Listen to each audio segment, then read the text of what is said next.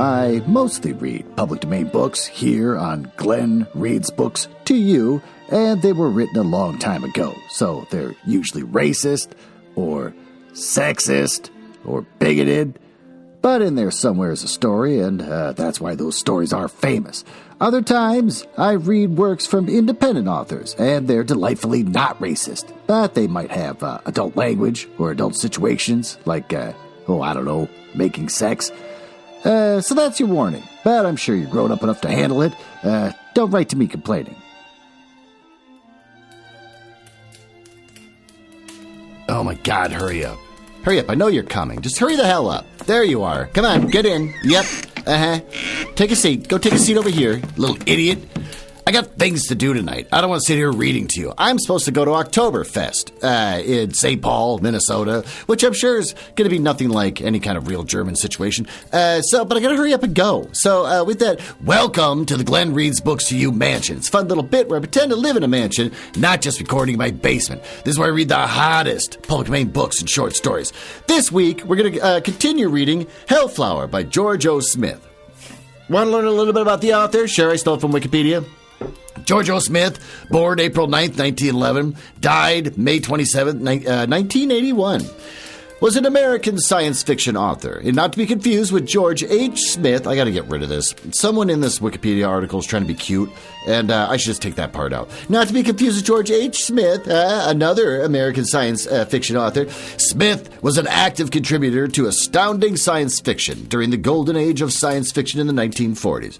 His collaboration with the magazine's editor, John W. Campbell Jr., was interrupted when Campbell's first wife, Donna, left him in 1949 and married Smith. What a dick. Smith continued regularly publishing science fiction novels and stories until 1960. His output greatly diminished during the 1960s and 70s when he had a job that required his undivided attention.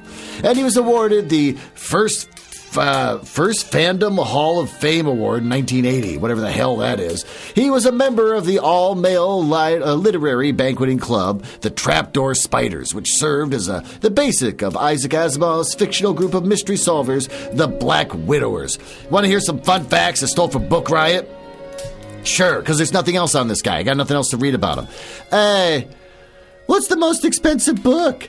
Well, this blog post about auctions, details, which is a link, details the most expensive book ever sold. A handwritten original version of the Book of Mormon, dictated by Joseph Smith, sold for $35 million in 2017. Other books on the list include the first printing of the Canterbury Tales and Northumberland Bestiary from 13th century England. Infamous typos? Typos can be a pain. Oh boy, do I know about that. But some people have faced steep penalties for them. In the 1631 England, Robert Barker lost his printer's license and was fined for printing a version of King James Bible saying, "Thou shalt commit adultery," omitting the word "not." Another notorious typo in the edition of the Bible said, "sin on more," instead of "sin no more." At least one of these versions was in the bookshop of Good Omens, I think. One of the rarest books in the world. The rarest books in the world include Shakespeare's first folio, worth an estimated $5.2 million. Folio and related book formats are defined on this page. I wish they'd stop saying that. It makes it hard for me to read for my show. There's a lot of links. The longest book series by genre, one of the first ones is the Gin Saga. Okay, well, anyways, that was dumb. Why don't we go down to the library and continue reading this book?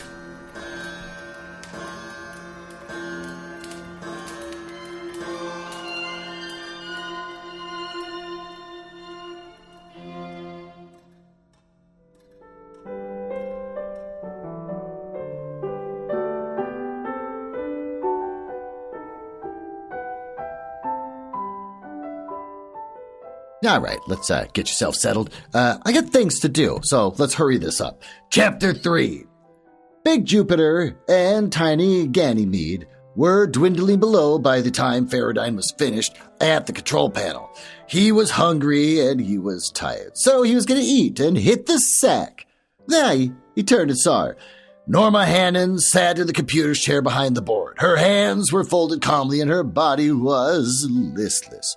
She had been quietly waiting for him to get finished with the important part of piloting before she started anything.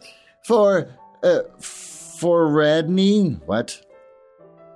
Faradney grunted uncertainly because he was completely ignorant of her attitude, except perhaps the feeling that she would enjoy violence. Well, he said, I caught the landing ramp as it came running in. Why? Well, you owe me a couple, she told him. You're a Lotus runner, and you can give me one. Simple as that. How do you figure? You killed my brother, she said. Well, there was more vigor in her tone as the anger flared again. So, you owe me more than a couple blossoms for it, at least. What makes you think? Another thing, she interrupted. I want to come along with you. Well, now, see here. Don't bother pretending you give a damn for the lives of the people you sell those things to. Run your dope, get your dough, and skip before you have to see the ruin you bring. The flare of anger was with her, and she wriggled in her chair with the animal relish that was close to ecstasy. But I can't keep it up, she said. You'll satisfy me one way or another. She eyed him critically. You can't win, Faradine. I've had my love lotus, and all that is left of my feeling is heavy scar tissue. Pleasure and surprise are too weak to cut through. Only a burning anger or deep hatred are strong enough to make me feel the thrill of a rising pulse. I could get a lift out of hating you, but if you kissed me, it would leave me cold. She paused speculatively. No, would it, Faradine? Come here. But why? Because I hate your guts. Of all the people in the solar system, I hate you most. I can keep telling myself that you killed Frank, and that does it. And I add that you are a love lotus runner and in some way part or parcel of this addiction of mine that builds it up. Now, if you come over and kissed me, I'd let you, and the very thought of being kissed and fondled by such a completely rotten reptile as Faradine makes me seethe with pleasant anger. Faradine recoiled.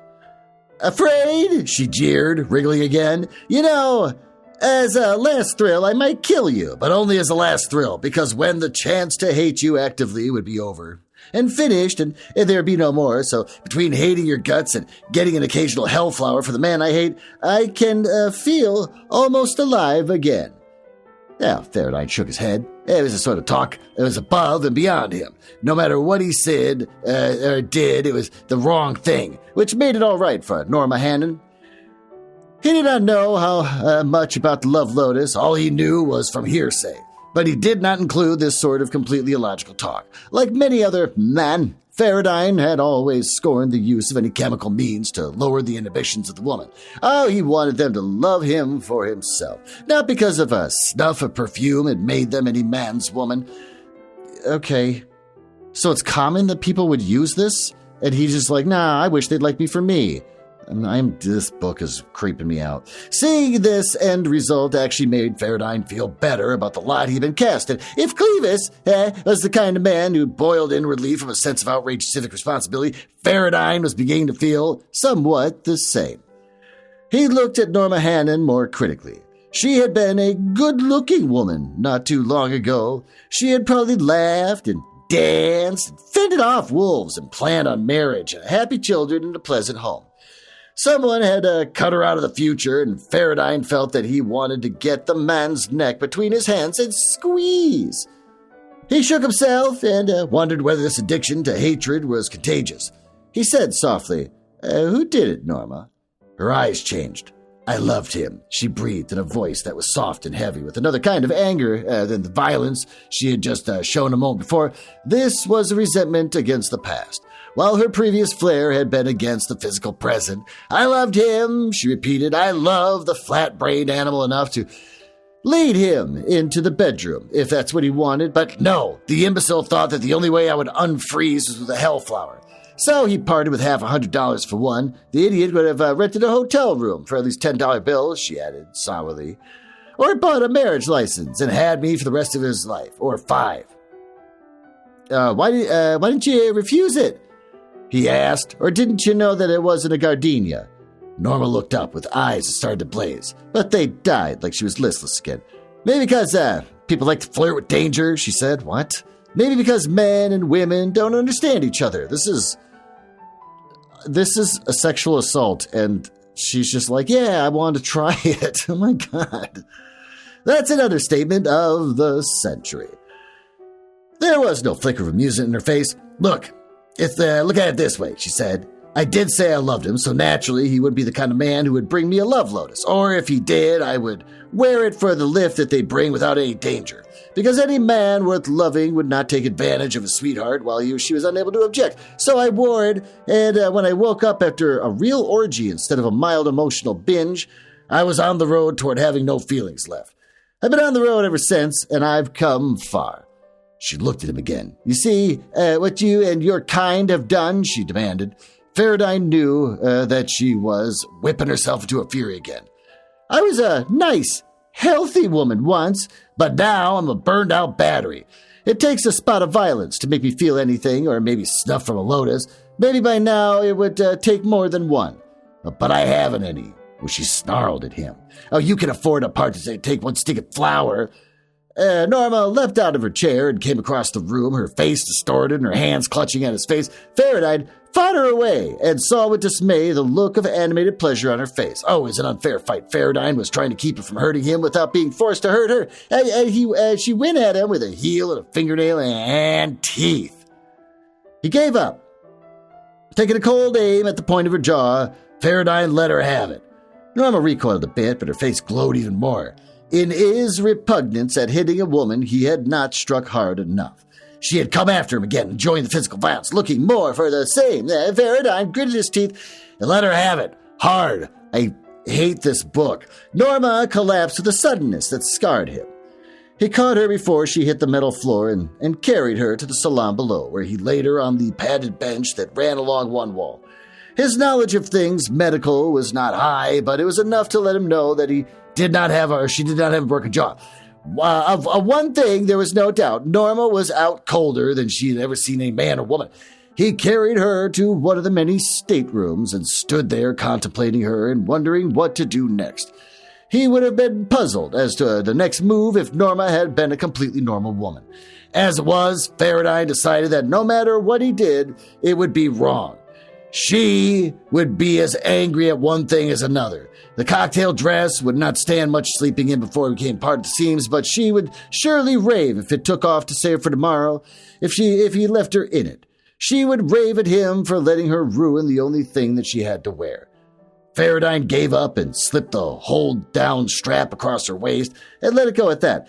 He would take what happened when she woke up. Then he went to his own stateroom and locked the door because he didn't want any more ruckus and confusion. He slept fitfully enough through the locked door, separating him securely from both armor and murder, both of which added up to the same end with Norma. It was a 60-hour trip from Ganymede to Mars. Each hour was a bit more trying than the one before. Norma bedeviled him in every way she knew. She found fault in his cooking, but refused to go near the galley herself. She objected to the brand of cigarettes he smoked. She made scathing remarks whenever he touched an instrument, reminding him of his incompetence as a pilot. She scorned him for refusing to bring her the Lotus, and by the time Faraday set the Lancaster down at Sun City on Mars, he had almost arrived at the point where her voice was so meaningless, just noise. He landed after the usual discussion of landing space and the beacon route with the Sun Tower, Faraday found time to wonder whether the word about the affiliation had spread yet, for the tower operator paid him no more attention than as if he had been running in and out of a spaceport for years. He pressed the button and opened up the stay stock and ran out of the landing ramp. This is it, he said flatly. This is what? She asked negatively. The end of the line. I'm staying. No, you're not. I'm staying, Faraday. I like it here. You go on about your sordid business and see if you can get enough to spare a couple for me, and I'll be here when you return. Faraday swore. She had moved on in an unwanted and ridden him with the unwanted. If she wanted to, she could raise her voice and bother, that would be it.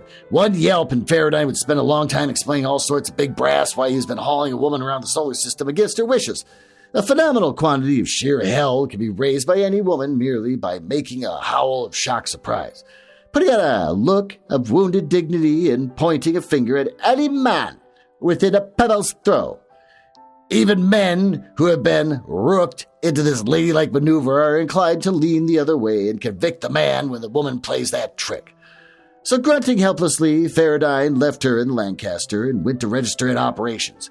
He was received blandly, just as he had been received in Ganymede. And then he headed into Sun City to stall a bit.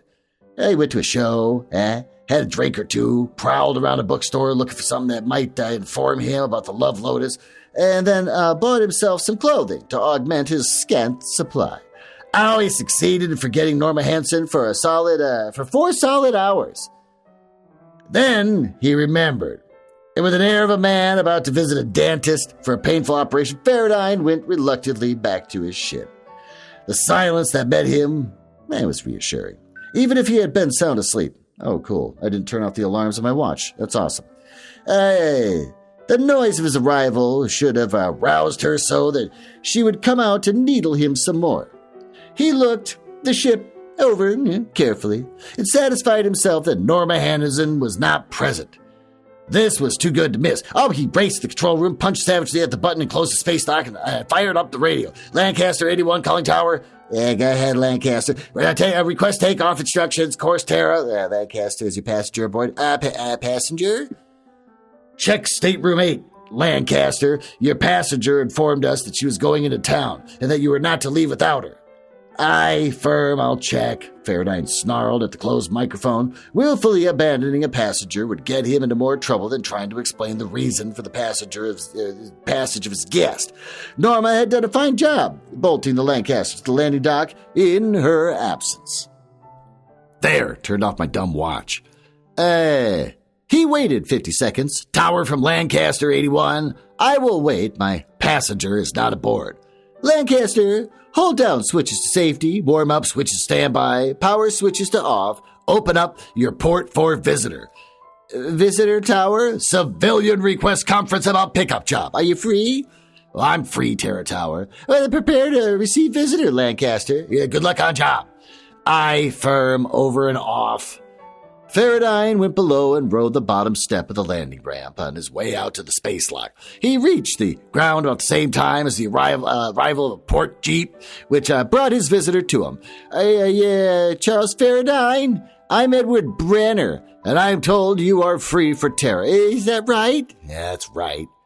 Brenner nodded. He looked around. The jeep was idling and making enough noise so that the driver sitting in the machine could not possibly hear anything that was being said. The driver was not even interested in them. Something in the distance had caught his eye, and he was giving it all his attention. Satisfied, Brenner leaned forward and in a low voice said, Let me see what you got. Faradine shook his head. Who, me? He asked. You. I'm in the market. If they're in good shape, we can make a deal. Faradine felt that this was as good as a time to play cagey as any. I don't know what you're talking about. No, I hardly think you're telling the truth. Faradine grinned broadly. Oh, so I'm a liar? I wouldn't say that. Look, Brenner, I don't know you from Adams off Ox. The hell does that mean? From somewhere you have the idea that I am a runner and you want to get into the act. Oh, in the first place, I'm not a runner. In the second place, you have about as much of a chance of getting into a closed racket with that open-faced act of yours as you are fulfilling a warehouse with heroin by asking the local cops where to buy it. Brenner smiled. Oh, I can see you're cagey, he said. I don't blame you. In fact, I have not have come out here asking like an open-faced fool if I have been completely out of stock. I'm a bit desperate. He went into his inside pocket and came out with an envelope. This is a credential or two, he said, so that when you return this way, we can maybe do business. Yeah, the usual way, no questions or witnesses. Okay? I'll be back, maybe, Mr. Brenner. You get the idea. Faradine's voice trailed away as he caught sight of the object that had held his interest of the Jeep driver. It was Norma Hannon, who came around the fins of the Lancaster with the sun behind her. Her errand had been shopping. The overworn cocktail dress was gone, and oh God, I'm burping like crazy. I had dip for lunch, like a Mexican dip. I found out later it was basically just like spicy mayonnaise with cheese on top. I ate a whole thing of mayonnaise and my body is falling apart. Silky number that did a lot of fetching things to her figure. Oh, she had also taken the complete course of some print mill. Oh, she was another woman. Not even Faraday, who had seen her for days, could have been convinced that this beautiful perfection was not Norma's usual appearance. Faraday was silent, but as Brenner caught sight of her coming round the sunlit tail of the ship, was with enough shining through her to make the pulses jump. He made a throaty discord. "Hello," she said brightly, as though she and Faraday were reasonably close acquaintances, but in a tone that indicated that she is a paid passenger, and he was the driver of the spacer. "I've some parcels being delivered in a bit. We'll wait, of course." Faraday agreed dumbly. Norma nodded coolly to Brenner and said, "I'm going on in." As though it did not want to interfere with any business that might be going on between the two men, she went up the ramp displaying a quantity of well-filled nylon at every step. Gross. Her legs are just well-filled nylon? What the hell? That's like the least possible sexy way of trying to describe a woman when this book was written. The roar of the Jeep's engine snapped Faraday's attention back to Brenner, or where Brenner had been standing. The Jeep was taking Brenner away in a cloud of space dust poured. Faraday shrugged. That was not the man he really wanted. Call it close, but no cigar. Faraday did not want a man to buy Love Lotus. He wanted a seller of the things, a shipper, a character from the upper echelon, where he might be an avenue, even though but though he doubted it. With a sigh, Faraday went to Lancaster. Norma rose from the divan along the end of the salon, whirled like a mannequin, her silken skirt floating. She stopped and let the skirt wrap itself around her thighs. Like it? She asked. It's very neat, he said flatly. But where'd you get the wherewithal? Yeah, I figured you owed me something, so I took it out of the locker in the control room. You left the key dangling conveniently in the lock. Clevis had left Faraday quite a bit of operating money, but far from enough to go cutting a silken swath across the average fashion mart. Hey, that's a grand idea, he asked. Well, you're a cold-blooded bird, but don't you give a hoot that your cowboy spacing killed my brother and that you and your kind made it possible for some lecher to dope me out of my feelings. I'm told that half-decent gangsters send flowers to a rival's funeral, but you wouldn't part with even a love lotus you aren't paid for. So if you won't give me one, I'm going to force it out of you. But, yeah, you get the idea, she said, smoothing a non-existent wrinkle over one round hip. But I'm honest, I've got some change coming. She put her hand down the space between her breasts and brought forth a small roll of bills. Okay, which she handed to him. Dumbly, he took them. They were warm and scented with woman and cologne, and would have been hard on Faraday's blood pressure had it not been for the anticipatory glitter in Norma Hannon's eyes. There was a small commotion at the space lock. Faraday looked to see three men coming with fancy wrapped-up boxes. He groaned. It went aloft to the control room, and Norma had run the gamut without a trace of doubt. Ugh, my God. This is terrible. We can review this towards the end of this chapter, but Mother of God, I don't know what to say. It's so bad.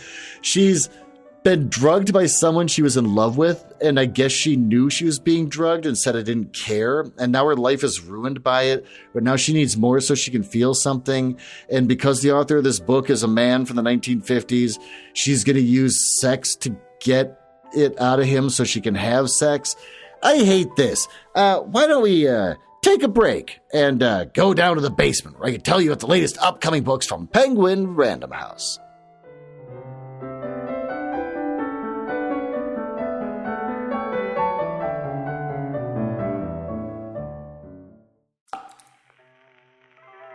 Oh, there you are. Why don't you take a seat there in that folding chair underneath that one naked light bulb as I stand here underneath this naked light bulb and play my guitar for you, eh?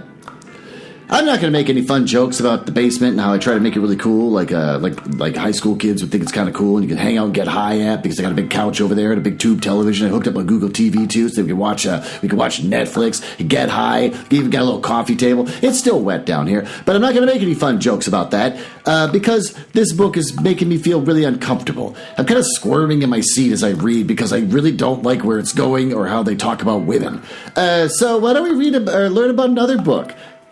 burp that might actually be more interesting, called Hyde, a novel by Craig Russell.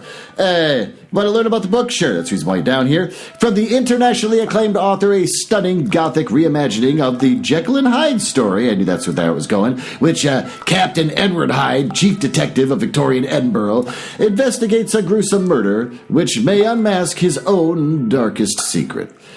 Victorian Edinburgh?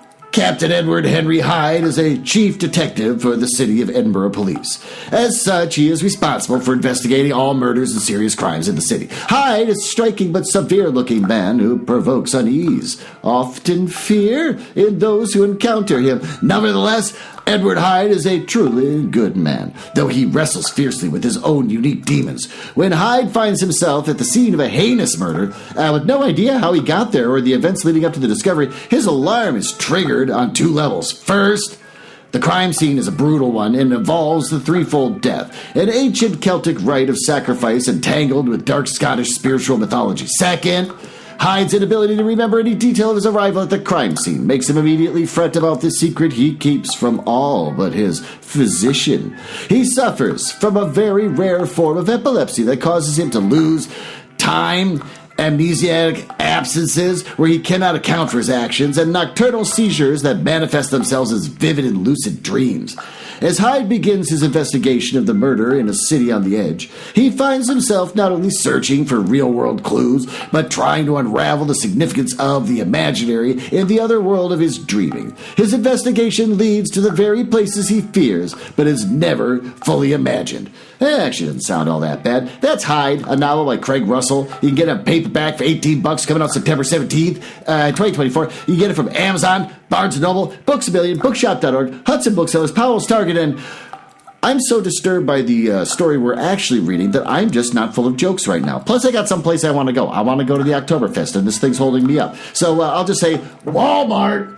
Well, with that, why don't we go back upstairs and continue reading this book?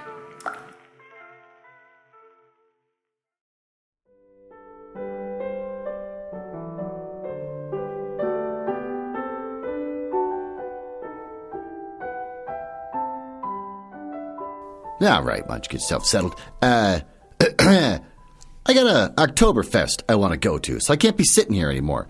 Chapter 4. Faradine sat before his control panel with his head in his hands and tried to think this affair out to a logical conclusion.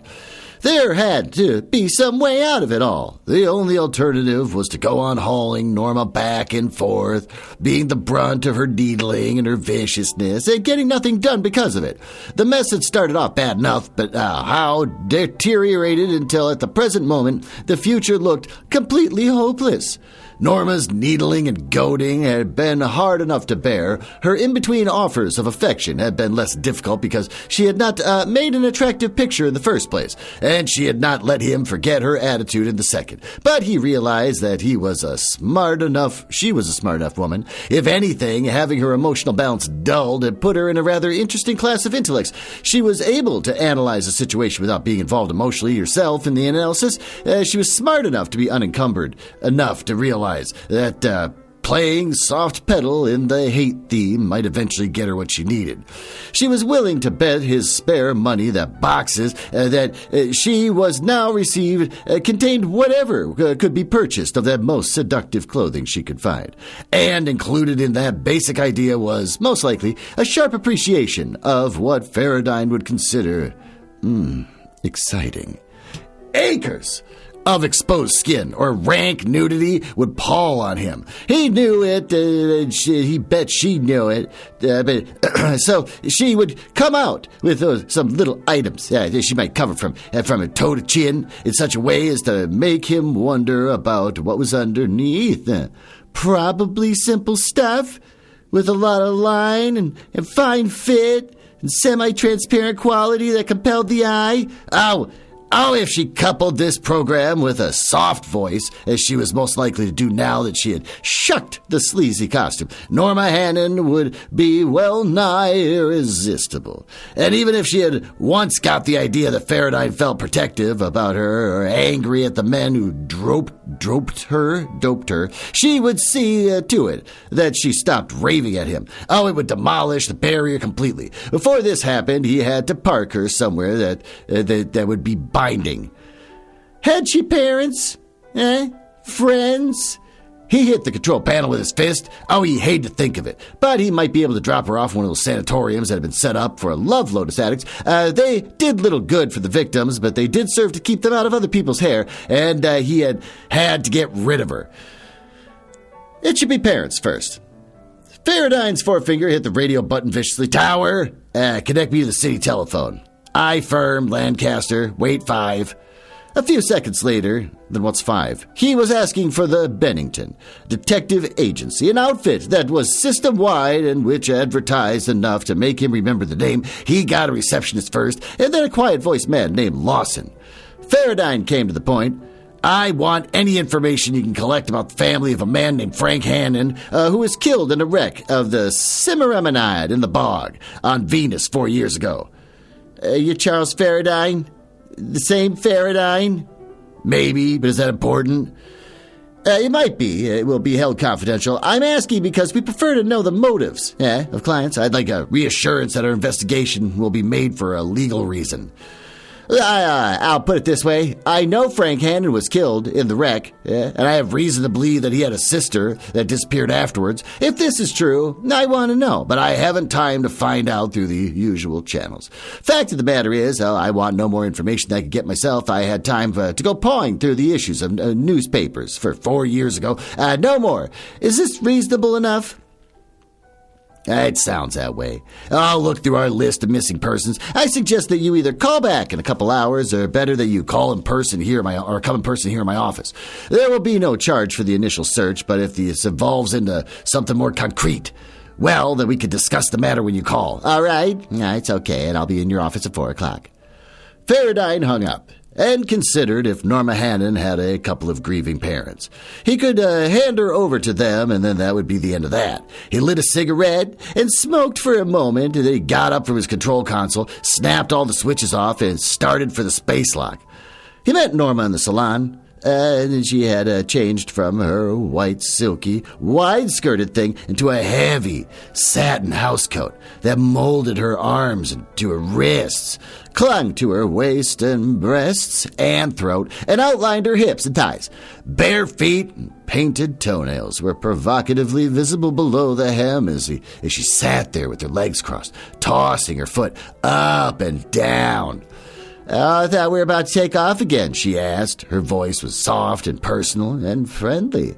Oh, she had obviously dropped the vindictive tones and was plying for the affectionate line as smoothly as she could. Faradine shook his head. Having a plan of action made him feel better. Got a call from the tower, he said. More business, and I'll be back in a couple of hours.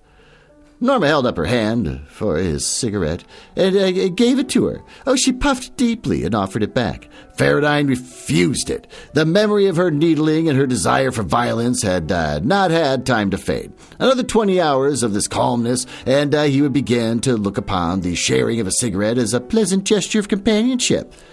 Norma shrugged at his wave of the hand in refusal. Well, I'll be here when you get back, she said comfortably, wriggling down against the cushions and giving him the benefit of an inviting smile. She looked for all the world like a woman who would be waiting patiently for her man to return to her. Faradine left the salon, swearing under his breath. If this parking of hers did not work, Faradine was licked, and he knew it. Faradine walked. He didn't like walking, but he preferred it to, remaining in the Lancaster with Norma for the next couple of hours. He tried to think, but he could not come to any conclusions, because all he had in his hope tied on the Bennington outfit is that they might turn something up. He was shown into the office of Peter Lawson, who was a bright-eyed elderly man with a body surprisingly lithe for his years. Now, before we go any further, said Lawson pleasantly, I'd like to hear your reasons for becoming interested in the case. Faraday nodded. As I told you, Frank Hannon was killed in an accident on a spacecraft I owned. That was 4 years ago. Recently, I met Norma Hannon in a gin mill in Ganymede, and she fastened onto me like a leech, as a person to hate. Oh, you know the results of the Love Lotus addiction? Yes, unfortunately I do. Well, it occurred to me that one way of getting rid of Miss Hannon would be to turn her over to some relative or friend who could be deeply interested in her welfare. Does that add up? Quite logical. Miss Hannon is, where can you find her? Faraday nodded with a sour look on his face. Oh, she's sitting in my salon waiting for me to come back so she can bait me to some more. Well, why not just turn her over to the police? Asked Lawson with a careful look at Faraday. Look, Faraday said testily, I don't enjoy Miss Hannon's company, but I can't see jailing her. Oh, she isn't really vicious. She's just another unfortunate victim of the Love Lotus trap. Maybe I feel a bit concerned over her brother. Anyway, take it from there. Very well, I shall. The facts are these. Frank Hannon was a lawyer with a limited but apparently lucrative practice. Norma acted as a sort of junior partner whose ability with the briefs and the research made her valuable to her brother. And the case history says that Frank Hannon had been on his way to Venus, or to someplace, just a case before one of the higher courts, the nature of which is not a matter for public discussion even at this late date, and I don't know what it was myself. Then Frank was killed, and afterwards Norma dropped her study of law. Oh, her brother's death seemed quite a blow to her. Before, she dated at random, nothing very serious, and afterwards she seemed to develop a strong determination to marry and have children. Perhaps as a substitute for the gap left by the death of her brother, a man named Anthony Walton became number one boyfriend after a few months, and they were together constantly and seemed devoted to one another. She disappeared after a dinner date with Walton, and Walton is now serving a term on Titan Colony for possession of the Love Lotus Blossom. Faraday shook his head. The louse, he said. Nay, everyone agrees. Well, I don't know as much as I might about Lotus addiction, continued Faraday. It all seems so quick. One moment we have a well-bred young woman with ideals and ambition and feeling, and the next... It's a rather quick thing, said Lawson. The Love Lotus, or Hellflower, is vicious and swift. I've studied early cases. They all seem to have the same pattern, and oddly enough, Love Lotus is not an addictive drug in every case. It's not only an aphrodisiac, it also heightens the physical senses so that a good drink tastes better, and a good play becomes superb. Who's getting high on a Hellflower and be like, I want to go see Shrek the Musical? Oh my God, this is amazing. The touch of her man's hand becomes a magnificent thrill. And here's the point where addiction begins, Mr. Faraday. If the woman's senses and emotions are treated only as a mild appreciation of food and drink and music and gentle caresses, well, the addiction may take years and years to arrive at a point where she cannot feel these stimuli without a sniff of Hellflower. But if she should be so unlucky as to have her emotions raised to real passion during a period of dosage, it's like overloading the engine, and you burn her out. I see. And is there no cure? Some doctors believe that the long period of peace and quiet under conditions that the mildest stimuli are available and may bring the act back. I'm of the opinion that such a place does not exist. They fasten on to hate as an emotion that cuts through their burned-out emotions, and if you could place them among completely bland surroundings, well, they could find it possible to hate those that incarcerated them. And it could become almost like a paranoiac. Anything you do is wrong. So I've discovered. But what do I do with Miss Hannon? At the time of Miss Hannon's disappearance, her family offered $5,000 for her return. I'd be happy to deliver her FOB her own front porch, said Faraday. Can I hand her over to you and let you take it from there? She put up quite a ruckus, said Lawson. I doubt that Miss Hannon will go home willingly. It's my opinion that her response to Walton's lovemaking was extremely high, so that the result was a quick blunting of her normal capabilities. After this, anger and shame would cause her, a proud woman of education and breeding, to hide where she could not be known, where she could possibly get the Hellflower she needed. This would not be in the home of her parents, so she will not go home willingly, and the alternative is an appeal to the authorities. I doubt that such a course would be acceptable to either of us. You're right, but Lawson smiled. I heard your offer to deliver her free to her home. So, we'll help you. We'll have an operative collect Miss Hannon at the Denver spaceport, and all you have to do is live with this trouble for about 50 more hours for delivering this information and for taking Miss Hannon to Denver, and we will be happy to divide the reward. Oh, I'll deliver Miss Hannon to Denver. The reward isn't very much money, especially in the future. I'll deliver Miss Hannon to Denver, he said, thinking that for $2,500, he could stick cotton in his ears and sweat it out, about $50 an hour. Good, Mr. Faradine. I'll make arrangements to have our Mr. Kingman meet you in Denver. Lawson handed Faradine a few pages of dossier on the case and showed him out of the office. Faradine took a deep breath and decided that he wanted to drink to his good fortune, and he could look forward to getting rid of Norma Hannon at last. And he made the street and glanced around, finding a small bar not far from the office door of the Bennington agency. He went in to relax and think.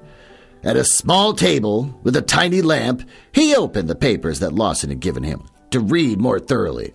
The waitress was high-breasted in a manner that invited him to look. God, I hate this book. But he merely barked, "White Star Trail," and went back to his reading. "Spaceman?" she asked. Faradine nodded, burp in an irritated manner.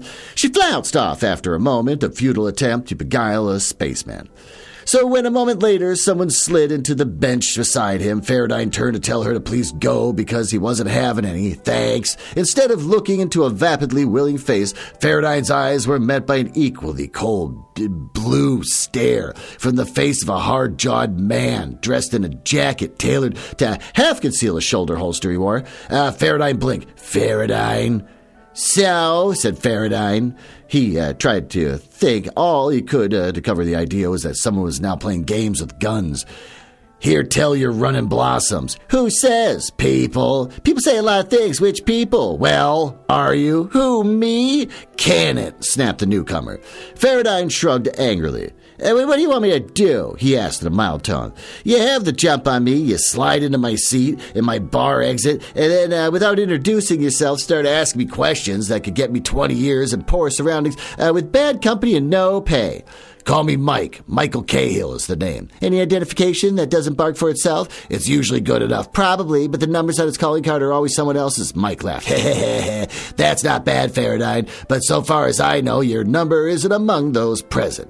"Well, I'll bet you could change the number fast enough." "Could be," nodded Cahill. He turned over his shoulder and called to the waitress. "Hey, Snooky." "Oh, my God. Make it 2 instead of 1. "Mine's White Star." "That's all right with me. It's easier to drive this rod with a clear head." "No doubt," said Faradine. "So now that we are about to drink together, let's face it, you had more in mind than to pass the time of day with a nervous spaceman who wanted to be alone." "Correct. As you birds say, I affirm. How's the Hell Blossom business?" "Well, that's easy to answer. I haven't had any. I'm not in the business, see?" "People say you are," Faradine grunted. "Not too long ago, someone accused me openly. The story started when someone suggested that the only way a guy could come down on the bottom to the top of the heap in one large step was to be among the big-time operators. A heavy sugar and know-how, to the limited imagination that meant running Love Lotus." Mike Cahill was silent while the waitress brought their drinks. And when she left, Cahill lifted his glass. Faradine, "Is you or is you 8? He chuckled. "I ain't," said Faradine, drinking with Cahill. "Or is it maybe?" "Maybe it's maybe." "Stop sounding like a parrot. As I heard that the tomato in the bar at Ganymede must have known something. You spent 4 years as flat on your duff as a muscle-bound wrestler, and then you come bouncing along in the last year model Lancaster. Since we know damned well that you're no Hellblossom runner, where'd you get the stack? Thrift and good management?" "Yeah, how'd you do it?" "I told you. Maybe it's a rich uncle. I haven't one. I'm just a capable operator." "The label is sour, Faradine." "Well, then what do you make of this?" asked Faradine, handing Cahill his license folder. "Well, it looks nice and legal, but is it phony as a 10-cent diamond? We both know it. So how'd you get it? And the Lancaster to go along with it."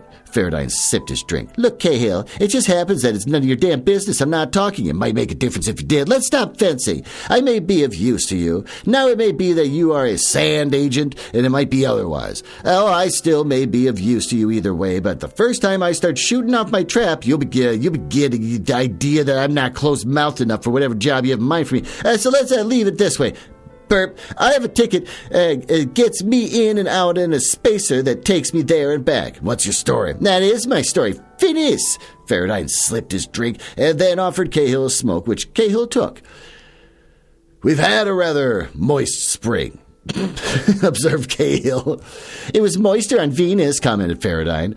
It's on Terra that the weather is fine, said Cahill. The crops are coming up excellently, I'm told. Nothing like fresh vegetables. Faradine nodded. No matter how well we convert the planets to Terra condition, nothing grows like on Earth. Ever enjoy lying on your back in the sun in a field of flowers with nothing to do but get sunburned? Not for a long time. Funny how a guy gets out of these kid habits, mused Cahill. And even funnier, now he wants to go and do it all over again, but never quite makes it the same. Yeah, Faradine, you're not sold up on this next jaunt to Terra, are you? I have plenty of room, just one passenger going to Denver. Mind if I buy a stateroom? Not at all. I want to go pick flowers on Terra, yawned Cahill. If you like, maybe we can pick some together. Oh, there's...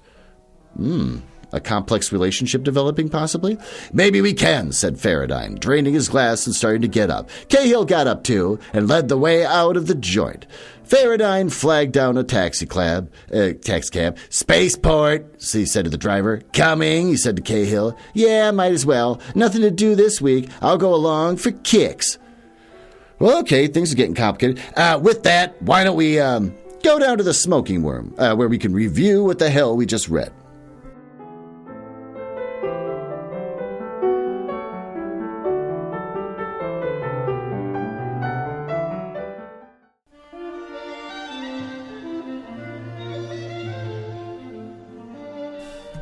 Well, there you are. Why don't you take a seat? Here in the smoking room, where if you open up that baboon skull there on the coffee table, on the top of the head, yeah, that's right, go ahead. Oh, you see inside? There's cigarettes. And my wife's birds. What do we learn from this book? It's terrible so far. I don't like... It's written in the 50s, right? Isn't it the 50s? I forget already. And clearly doesn't think much of women... I hate that our main character from the first chapter on starts out horny and stays horny all the time. Even just in this last chapter, the waitress coming over to him or the bartender person has to mention the breasts and how it's just inviting you to look at them. Because that's the world this guy lives in. I hate it. Previous chapter, we find out that this woman can't feel, the sister can't feel anything emotionally. She's like dead inside. And the only thing she can feel is anger and rage, which is better than feeling nothing at all. So she's directing it at him. So she wants to tag along with him, just to hate him and just have feelings again, which involves violence, which involves setting up a scenario where it's okay for him to hit her multiple times in the face. Hate that. Hate that scenario. Hate that that's what this author made up with his mind. I want to find a reason to hit women. Well, I made it okay in this story. That's the other thing. You can't give a pass because, like, well, in the story it makes sense because, no, the author created this scenario, which makes it really disturbing and I hate it. Also, the Hellflower, it's basically like a drug, roofying people. It's sexual assault. And they kind of normalize it where it's like, yeah, that happens. It's like, but they like it. They don't like it. You're doing it against their will. Now they become an addict or whatever. I hate it. I hate that they set up the scenario where it's like the person that did it to her to begin with was somebody that she would have married anyways. What is that saying? I don't get what that's supposed to be saying. I hate it. And so now she just wants more, and now she's trying to use her body to get him to give her more and then, like, have sex with her because now she's some sort of angry, soulless nymphomaniac. It's like reading Piers Anthony, which was, like, the horniest writer I ever read when I was in middle school, reading, like, On a Pale Horse and that kind of stuff. Like, why does everyone have to be having sex all the time? And the women are always basically just, like, sexual servants. That's kind of what's going on here. I don't know. I don't know if I'm going to be able to make it through this book. I gave up on Peter Pan for a lot less. But if you think about it, Peter Pan was written for children, and then when, like, Tinkerbell was coming back from orgies and stuff, I was like, we're done. I'm not reading this book anymore. This one, I guess I give more space to, just because it's written for adults and not children, but it is really fucking horrible so far. So, yeah, maybe I won't make it through this. Well, in either case, that's what we learned from that. I have German friends coming in next week, so I'm not going to be recording shit for you people. If you actually like this book and you want to hear more, you're just going to have to wait. But beyond that, I'm going to go to Oktoberfest in St. Paul, and I'm sure it's going to be underwhelming.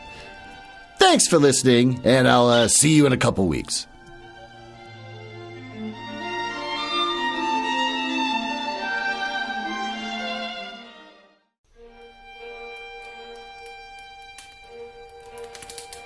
Well, it appears you found me in the part of the podcast I hate the most, where I tell you all about the places on the internet where you can find me. You can tell I hate this because of the sound effects making it sound like a stormy night in the drawing room of the damned. Now, there's that. Are you cool? I like cool people. It's the reason why I got involved in this business to begin with, just to meet cool people, not losers.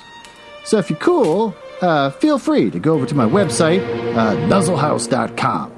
But if you go there, you get to hear some of the other stuff that I and my wife work on, like the Radio Mystery Theater show, where we try to recreate the same show that used to be on in the 70s, but they don't make any episodes anymore. So we make our own, and we just steal all their commercials.